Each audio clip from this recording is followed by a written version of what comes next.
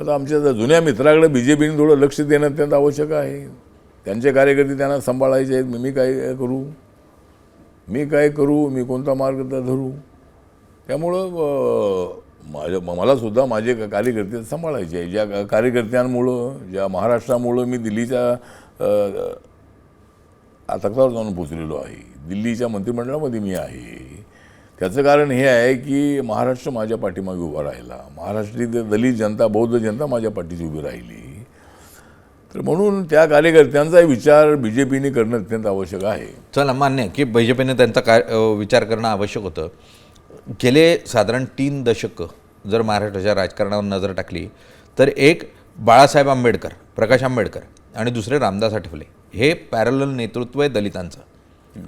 या दोघांच्याही राजकीय अस्तित्वाबद्दल जर आपण चर्चा केली तर दोघांचंही राजकीय अस्तित्व हे ना राज्यात अत्यंत बुलंद आहे ना राष्ट्रीय पातळीवर बुलंद आहे. तुम्हाला एक मंत्रिपद मिळालं किंवा दरवेळेला तुम्हाला एक मंत्रिपद मिळतं तर म्हणजे जेवणावळ व्हावी आणि मग शेवटच्या पंक्तीला तुम्हाला बसवावं